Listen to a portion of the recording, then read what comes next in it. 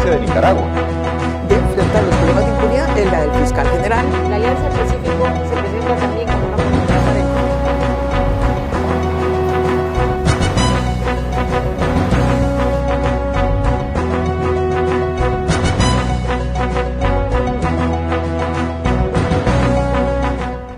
Para estar bien informados y orientados, gracias por elegir el espacio Fernando Aguayo América. Cordiales saludos a los seguidores de Mega TV, ahora por YouTube, a quienes nos siguen en el Ecuador por Vito TVO y también en el Ecuador y en el mundo por OnePlus TV. Hoy vamos a dialogar con Pedro Corzo, analista cubano. Él es escritor de varios medios de comunicación, varios temas que tienen que ver con la política norteamericana y la relación con América Latina. Sobre el tema de las remesas que tanto se había comentado, efectivamente hay un impuesto del 1%. Alrededor de $390 es la media que envían ciudadanos a Latinoamérica mensualmente de dinero. Esto implicaría unos $4 más por estos impuestos. No es mucho, pedían algunos que sea el 15%. Hoy vamos a hablar también sobre lo que significó la inauguración de esta Alligators Alcatraz, esta cárcel a donde van a ir violadores, criminales, pero también las personas indocumentadas. Hay controversia, cómo puede ser que vayan personas que simplemente por un problema de documentación, que sin duda es grave, vayan a estar junto a estos criminales de alta peligrosidad. Alligator Alcatraz, esta nueva cárcel que fue inaugurada por el presidente Donald Trump, va a recibir a personas que tienen problemas con la parte migratoria, pero también van a venir delincuentes sumamente peligrosos.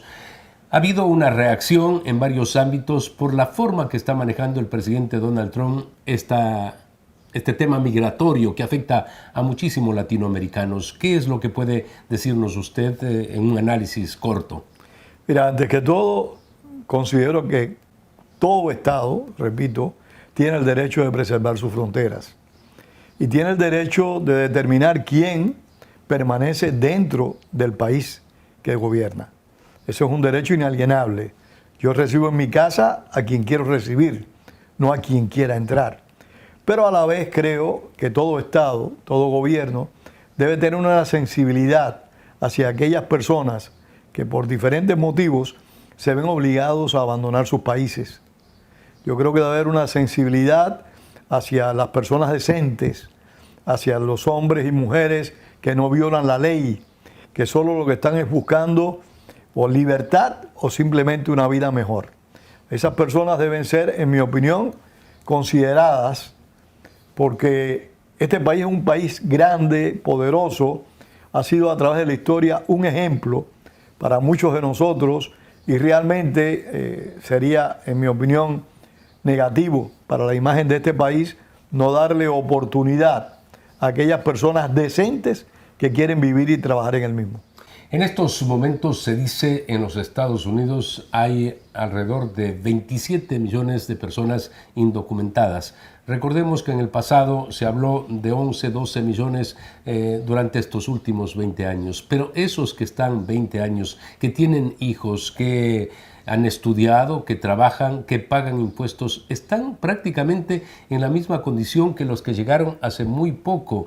Unos huyendo de sus países, otros simplemente porque quisieron venir acá y generar caos, que sí lo han armado y hay que reconocer también esto. Bueno, yo creo que a los delincuentes hay que reprimirlo con todo el rigor de la ley. No se le debe dar espacios. Un delincuente no debe vivir libremente en una sociedad. En cualquier país del mundo, los delincuentes tienen que ir a prisión. Y si no son nacionales, pues el gobierno en cuestión tiene el derecho a deportarlos, a desterrarlos. Pero te repito, me parece que los gobiernos tienen que tener sensibilidad para la situación. No se puede generalizar para hablar con mayor propiedad. Hay casos muy particulares, hay casos de personas que vienen huyendo por motivos políticos, porque sus vidas y sus libertades están amenazadas y se ven obligadas a irse de su país sin tener deseo de hacerlo. Yo me fui de mi país sin tener deseo de hacerlo. Y como emigrante lo miro así, lo considero así. Pero a la vez te digo, los delincuentes deben ser severamente sancionados, deben ser severamente deportados, no tienen derecho a vivir en una sociedad libre. Los cubanos que vienen y que vinieron por la dictadura, esta que ya tiene 66 años, muchos de los cubanos estuvieron presos. Usted estuvo preso alrededor de 11 años. 8 años preso. En la actualidad, lógicamente, quisieran que todos estén bajo un estatus legal aquí en Estados Unidos, pero resulta que los cubanos están siendo bastante afectados también. Sí, no, los aquí ponen de manera igual que los nicaragüenses, haitianos, venezolanos. Los cubanos tienen un privilegio aquí en Estados Unidos que se llama la Ley de Ajuste Cubano, que está vigente desde el año 1966. Pero aún así, hay cubanos que han sido deportados en los últimos meses. No sé casos específicos, pero tengo entendido que ha habido deportaciones de personas que no han violado la ley. Yo como cubano te digo, aquel que viole la ley, sea de donde sea, cubano, nicaragüense, venezolano, opino yo, debe ser deportado. Pero creo que, repito, y tal vez sea un poco reiterativo, como ciudadano, como emigrante, creo que aquellas personas que se comportan apropiado a la ley, apropiado al derecho, que respetan la convivencia, los gobiernos deben considerar la posibilidad de que se queden en el país. Ahora, en estos momentos lo que buscan es que con todas estas leyes sumamente fuertes y duras y acciones de las autoridades, lo que buscan es que los que estén ilegales se vayan, se autodeporten y les van a dar incluso $1,000. Da la impresión de que la creación de esta cárcel también es eso, decirles, mira, hay esta cárcel, están rodeados de cocodrilos, es mejor que se vuelvan a sus países. Yo creo que eso, tal vez lo que tú dices, tiene sustento. Hay que tener presente que este país, como potencia mundial, siempre está en riesgo, siempre está en peligro, y que este país está obligado a tener un control estricto de sus fronteras. Y lo que aconteció, esas miles y miles o millones de personas que entraron ilegalmente sin la verificación adecuada durante el gobierno del presidente Biden, considero yo que puso en riesgo al país. Yo creo que el gobierno del presidente Trump está tomando medidas en algunos aspectos extremadamente severas, pero a la vez hay medidas, como en Cuba decíamos, hay que curarse en salud. O sea, son medidas también preventivas porque esa inmensa cantidad de personas que entraron, algunas pueden no ser buenos ciudadanos, algunas pueden estarle prestando servicio a un país enemigo y hacer cosas negativas que nos pueden afectar a todos nosotros. Hay otro aspecto que se está discutiendo en los últimos días y esto llegó a la Corte Suprema de Justicia, el hecho de las personas que nacieron acá y que tienen, por supuesto, la identidad norteamericana y les quieren quitar la naturalización, que por constitución el que nace acá es estadounidense. Conocí personas, ya ni recuerdo, viviendo en Venezuela, gente que venían, mujeres que venían a parir a este país. Eso es verdad. Bueno, en la actualidad vienen muchas personas de diferentes países únicamente a dar a luz. Yo no sé, ahí no te sé decir. Yo creo que hay una tradición que debería ser respetada. Que el que nace en este país es ciudadano por nacimiento de este país. Pero también creo, y vuelvo al derecho que tiene cada país a tomar decisiones, que si las autoridades, no la autoridad ejecutiva, si el Poder Judicial de este país, si los legisladores de este país interpretan que las personas nacen por nacimiento, al nacer en Estados Unidos son ciudadanos por nacimiento, eso debe ser respetado. Cuando se generaliza una política se cometen muchos errores. Por eso lo mejor que puede hacer un gobierno es no generalizar ninguna política. Deben tomar las medidas que consideren pertinentes, pero siempre mirando los casos individualmente. Que es engorroso, que es difícil, que es una tarea de gigantes, yo no tengo duda de eso. Estoy seguro, pero los derechos de las personas no deben ser violentados nunca en ninguna condición. Importantes declaraciones las que ha vertido el periodista de origen cubano Pedro Corzo. Vamos a hacer una pausa comercial. En el nuevo Ecuador, el agro avanza. 497 unidades móviles agroproductivas ya están en manos de pequeños y medianos productores para la ruralidad. Menos gastos, más ingresos. Más de $2 millones ahorrados en mantenimiento y combustible para impulsar la producción agrícola. Con el Plan Nacional de Movilidad Rural fortalecemos el campo y el futuro del país. Verde Fruit, el camino para acercar los productos de América Latina a los Estados Unidos.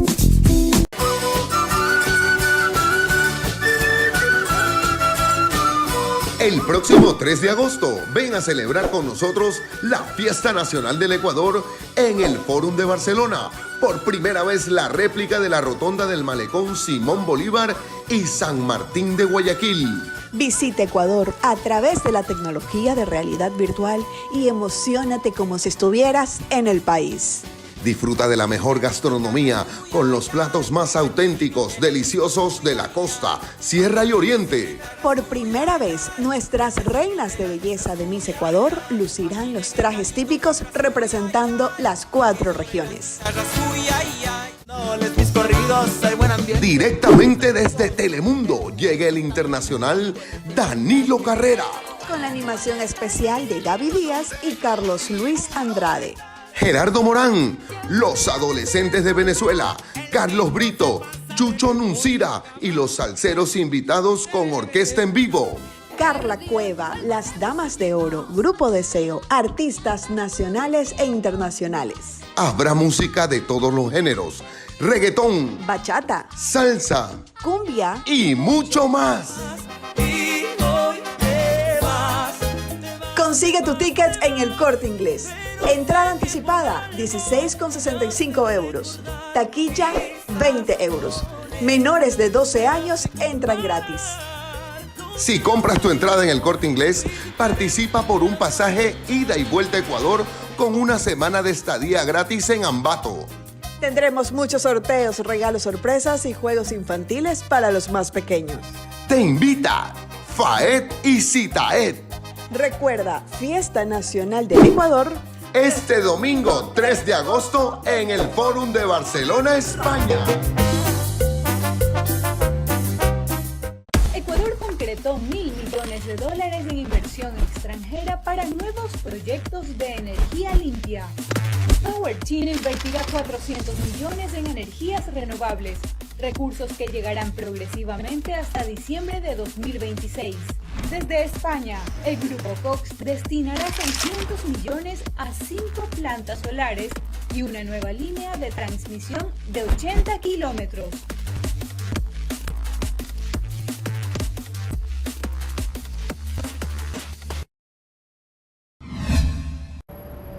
En esta parte del programa voy a trasladarle a Pedro Corzo inquietudes de periodistas y de analistas políticos que dicen por qué, habiendo un secretario de Estado de origen cubano, como es Marco Rubio, no se soluciona el problema de Cuba, 66 años de dictadura, o de Venezuela, en donde hay un gobierno electo. ¿Qué es lo que sucede?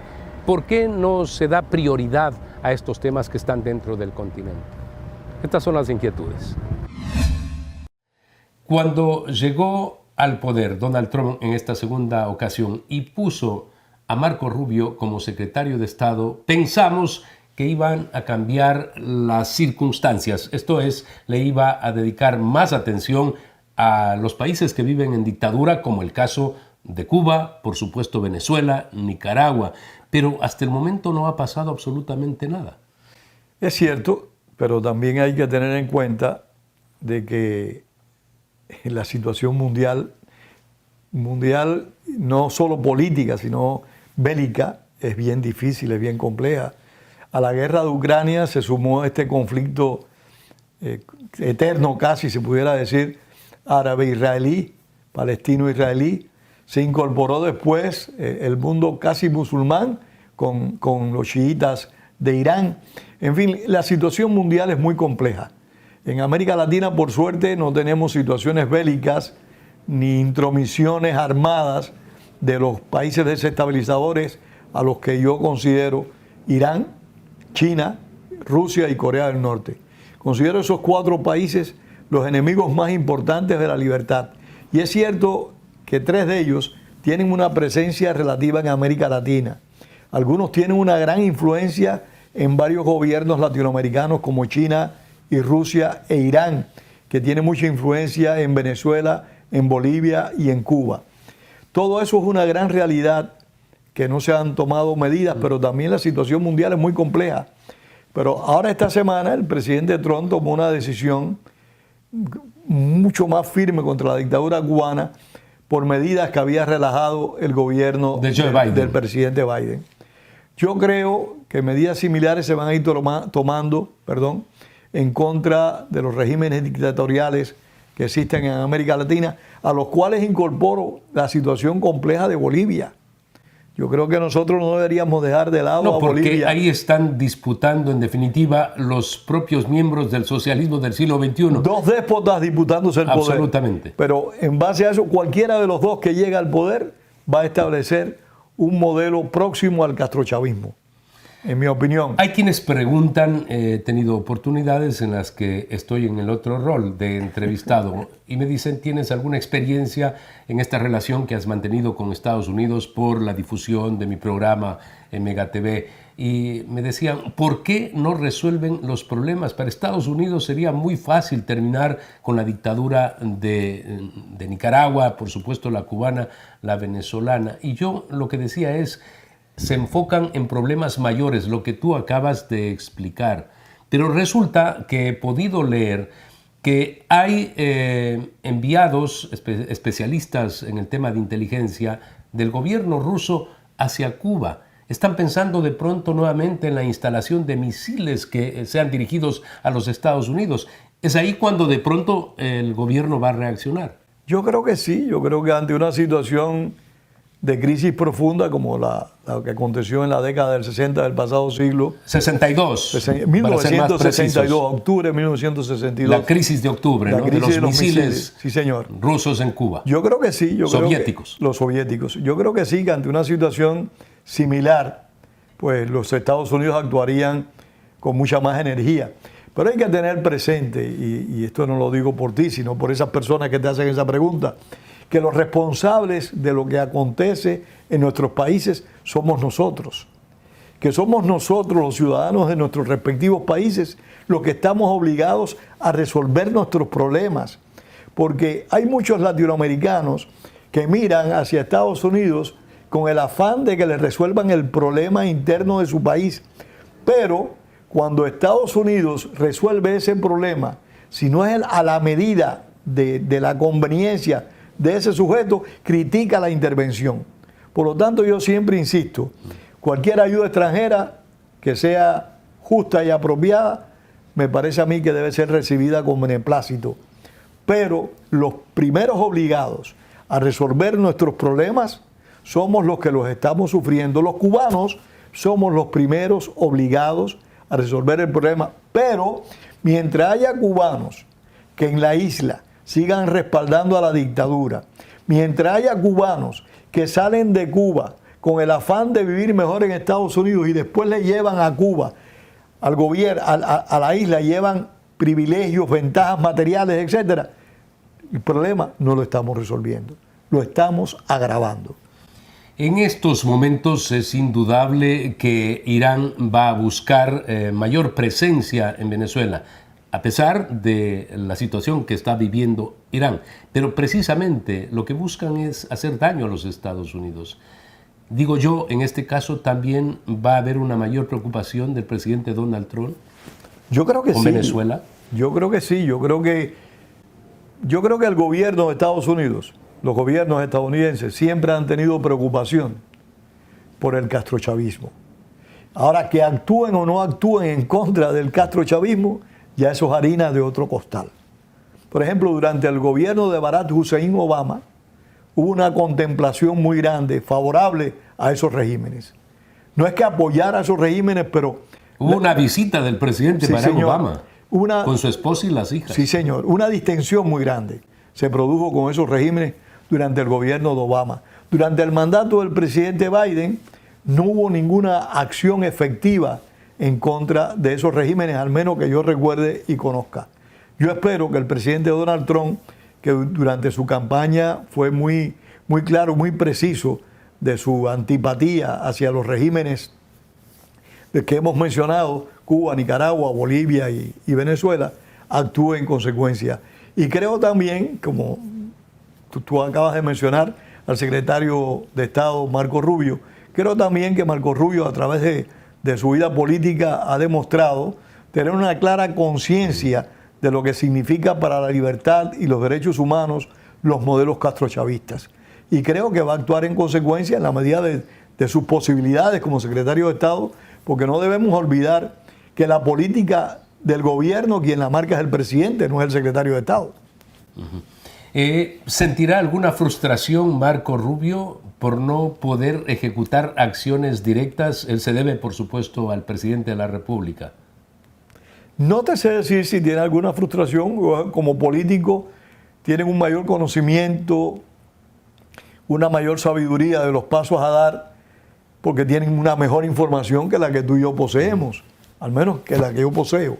Y me parece que tal vez no tenga frustrado porque esté consciente de que en su momento van a venir las medidas y las disposiciones que se entiendan pertinentes. Vamos a hacer un corte comercial. Retornamos inmediatamente para proseguir en esta entrevista.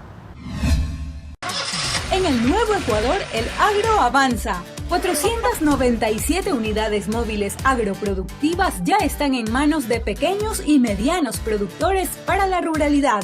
Menos gastos, más ingresos. Más de $2 millones ahorrados en mantenimiento y combustible para impulsar la producción agrícola. Con el Plan Nacional de Movilidad Rural fortalecemos el campo y el futuro del país. Verde Fruit, el camino para acercar los productos de América Latina a los Estados Unidos.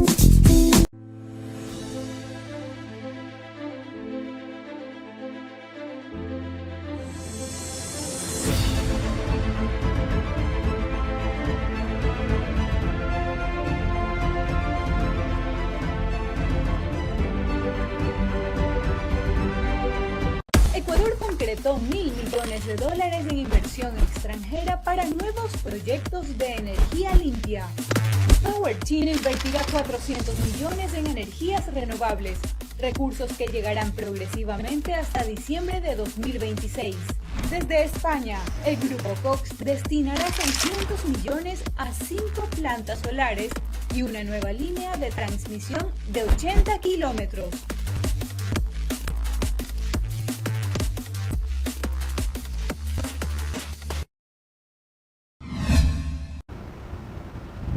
Proseguimos esta conversación con el periodista Pedro Corzo. Es indudable que hay preocupación en América Latina por la despreocupación del gobierno de Donald Trump sobre los graves problemas políticos y democráticos que hay en varios países. ¿Qué pasa con Latinoamérica? Bueno, de todo esto vamos a dialogar con Pedro Corzo. Avanzamos en este análisis sobre América Latina. Mencionamos siempre a Venezuela, mencionamos a Cuba, mencionamos a Nicaragua, también a Bolivia, pero hay que mencionar a Colombia. Gustavo Petro claramente tiene las intenciones de seguir lo que hicieron los socialistas del siglo XXI, cambiar la constitución para perennizarse en el poder. Será difícil eso en Colombia, sin duda, pero es lo que quiere.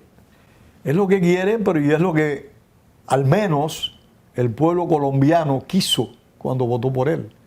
No podemos olvidar de que Gustavo Petro no es un dictador. Fue elegido por el pueblo colombiano. Y buscó la presidencia en varias candidaturas. Sí, señor. Fue elegido por el pueblo colombiano. Y hay que, Fernando, no sé el tiempo que nos queda. Pero hay un punto, en mi opinión, sumamente importante. Y es que hay pueblos con vocación suicida. El mío, por ejemplo, el cubano. Los cubanos salimos a la calle a decir elecciones ¿para qué? Salimos a gritar si Fidel es comunista que nos pongan en la lista. Salimos a decir Fidel, esta es tu casa, y la gente ponía letreritos diciendo Fidel, esta es tu casa. Los venezolanos votaron por Hugo Chávez, un militar golpista, no por un demócrata como Rafael Caldera o Carlos Andrés Pérez, no, por un militar golpista. el señor Hugo Chávez. Y los que le había dado un golpe de Estado Sí, señor. a Carlos Andrés Sí, Pérez señor. y que fue a la cárcel Sí, por señor. aquello. Entonces votaron por él. Los colombianos votaron recientemente por el señor Petro, que todos conocen sus antecedentes, todos conocen sus compromisos. Entonces, en base a eso, te repito, hay pueblos como los bolivianos siguieron votando por Evo Morales. Votaron por Luis Arce, que había sido el ministro de Finanzas del supuesto milagro económico de Bolivia. Sí, señor. Y él es el presidente ahora peleado con Evo Morales. Y todas esas cosas, yo sé que algunas personas dirán, no, que llegaron al poder por fraude. Yo no sé si, yo no creo que hayan llegado por fraude. Yo no creo que hayan llegado por fraude. Pueden haber hecho fraude después de haber sido electos, pero la primera victoria me parece que no la obtuvieron por fraude. En base a eso, a esa vocación suicida, hay que buscar neutralizarla con información, con educación. Y para eso, también los políticos tradicionales deben ejecutar una mejor acción, comportarse mejor, asumir mejores los compromisos, eliminar la corrupción, porque todas estas hierbas malas crecen cuando no se hace un buen trabajo. Si se hace un buen trabajo político y social, esas hierbas malas no pueden fructificar. Se desprende de esta explicación suya, que además está en sus columnas a través del Nuevo Herald desde hace mucho tiempo. Siempre ha dicho usted, a la postre son los ciudadanos los que eligen y votan por esas personas. Estamos muy equivocados. Mire que en el Ecuador hace pocos meses fuimos a las urnas, igual estuvo ahí muy cerca la señora Luisa González, como lo han estado en las elecciones anteriores también, y quizá piensan que en 4 años más ¿Y a quién representaba a la Rafael señora Correa, al socialismo del siglo XXI. ¿Quién ayudó a destruir profundamente a Ecuador? Rafael Correa. Entonces ahí tenemos esa vocación suicida presente en una gran cantidad de pueblos. Ahora aquí en Nueva York tenemos un candidato que se confiesa ser un hombre de pensamiento extremista, un candidato a alcalde en la ciudad de Nueva York. Entonces, según las encuestas, el hombre tiene una gran simpatía, un gran apoyo. Pues yo concluyo que en el mundo entero hay amplios sectores populares que se quieren suicidar. Alemania eligió a Adolfo Hitler como canciller. Adolfo Hitler no llegó al poder por un golpe militar. O sea, los pueblos debemos prepararlos más, tomar una mayor conciencia de la realidad, hacer la certeza de que cuando vamos a votar tenemos un compromiso claro por elegir al mejor, no al que nos cae bien, no a la muchacha bonita o al hombre apuesto. No. Votar conscientemente por el mejor ciudadano, por la persona que tiene mejor historia social y de compromiso con el pueblo. No se puede votar por capricho, no se puede votar solo por simpatía, hay que votar por conciencia. Muchas gracias por haber estado con las nosotros. gracias a ti, Aguayo, Fernando, gracias. Agradecemos a Pedro Corso por habernos abierto las puertas de su casa para sostener este diálogo, esta entrevista, este análisis sobre la relación entre América Latina y el gobierno de los Estados Unidos. Recuerden, amigos, que tienen una cita la próxima semana en Fernando Aguayo América.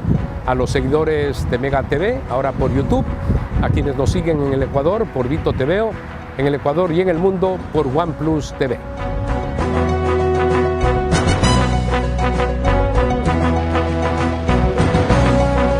Verdaderamente cuando uno se encuentra, el gobierno Daniel Noboa está buscando competitividad, equivocado, un país que tiene, nos dice que la democracia puede perder, a diferencia de Nicaragua. De enfrentar los problemas de impunidad,